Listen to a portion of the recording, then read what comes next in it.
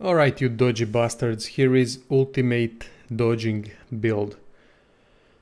This build only works with 2 or more people, so it's great for party setup with lots of melee characters in it, but don't go for it with solo lone wolf.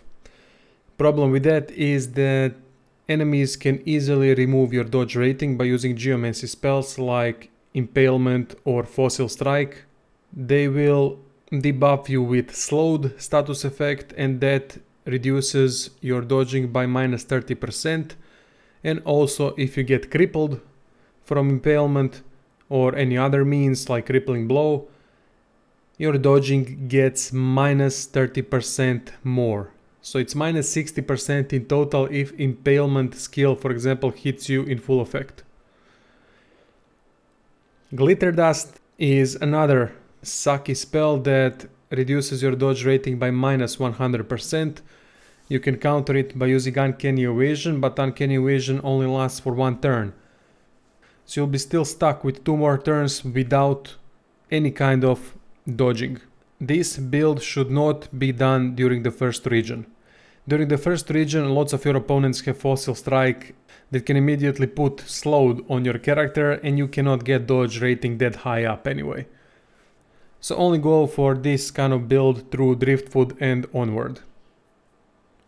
The build is really simple. It best works with dual wielding because dual wielding gives you 2 things. Parry Master from talents that increases dodging by 10% and also gives you 1% per point invested into dual wielding. If you're not gonna go with dual wielding, then you're gonna lose 20% in start because there's no point in putting points into dual wielding and you can't use Parry Master. The only way how dodging build can work is through leadership. You need to have a tank at your side that's got leadership at maximum. That's gonna project about 30% dodging to every nearby party member. That's why it works great in melee party-based setup, especially if you have a couple of dual wielders.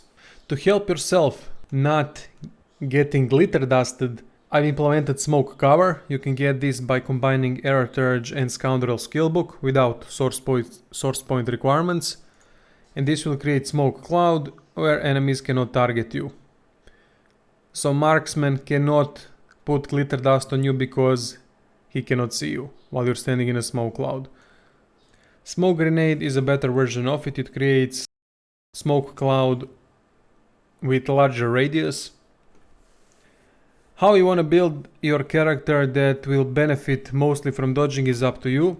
I've chosen Rogue because rogues can focus on dodge attribute while still dealing almost maxed out damage through automatic backstabs.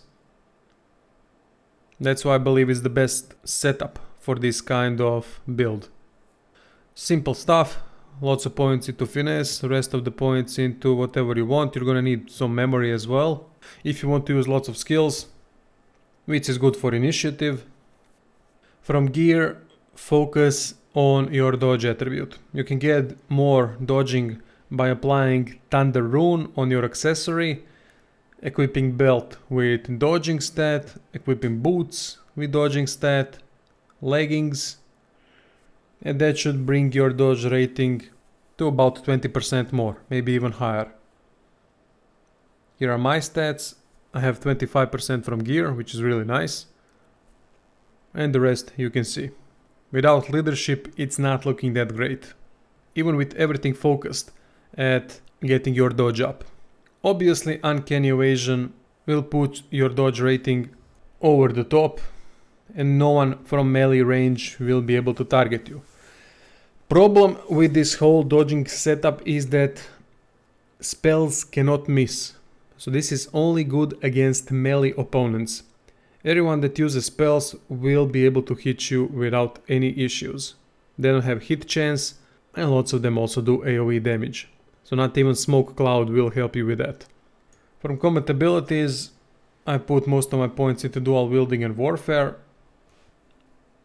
And because I'm a rogue, 3 points into Scoundrel to get Scoundrel skills. 2 points into air surge would be also nice to get uncanny evasion. And if you plan on doing party based on dodging and evading, then I would suggest evasive aura on your tank too.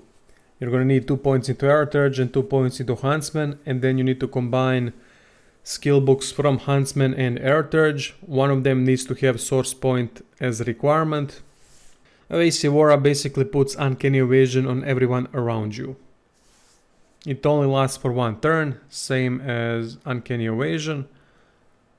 And it can help a lot. If every party member's got uncanny evasion and tanks got uncanny evasion plus evasive aura skill, then you'll be able to evade pretty much everything in melee combat. You're just gonna have to worry about enemy mages. That's it. For my rogue, I've also put 3 points into polymorph to get skin graft so that I can reset uncanny evasion when needed, but that's really an optional thing. You can put only 1 point into polymorph and it would be more than enough. From talents, typical stuff for melee guys: executioner, hothead, opportunist, parrymaster. I put mnemonic here to help me out with skills, but it's not necessary really. You can go for all skilled up, picture of health, living armor. Just don't go with stench. If you have high dodging attribute, stench is not needed. Stench only works on melee opponents, and you want melee opponents to target you. They won't be able to hit you anyway, so they will be wasting their turns trying to hit you. That's really the whole setup. I've used warfare skills, scoundrel skills, couple of polymorph abilities with some mobility skills as well. Uncanny evasion. That's the whole bloody setup. I'm gonna test on Paladin Bridge how I can do without Lone Wolf. So these two guys will now take on these Paladins, but none of them will have a Lone Wolf, to make things more interesting. I've used my tech only here as a support, so I did Armor of Frost, Fortify, Haste, Peace of Mind, and throwing smoke grenades. I needed that because without Lone Wolf it was impossible to do it. I couldn't do it. What's the most important thing is that you can see how effective this is against any melee opponent. Rogues are fantastic for this setup because of the backstep criticals, and with the support that my tank provided, I managed to cut down a couple of my opponents, then used Play Dead to reset the situation, then go back into the fight. But simply bouncing shield is too good. That thing cannot miss, and it destroys you even if you have high dodge. Here is an example of impalement that immediately put slowed on me, which reduced dodge rating. Here I was without uncanny evasion and they could not hit me. I had 78% dodging at this point through all the buffs. It's important that tank is near you so that you get that leadership buff. But it's really fun watching them waste their turns trying to hit you. It's really a good thing. Throwing down smoke grenades will help you in not getting targeted from marksmen especially. That way you can avoid glitter dust, and you can avoid bouncing shield as well, because they cannot target you unless they go into the smoke cloud. And that was the whole setup. As you can see, it's very effective against melee opponents. Basically no one can hit me, even without uncanny evasion, as it should be. It's really a fun way to play as well.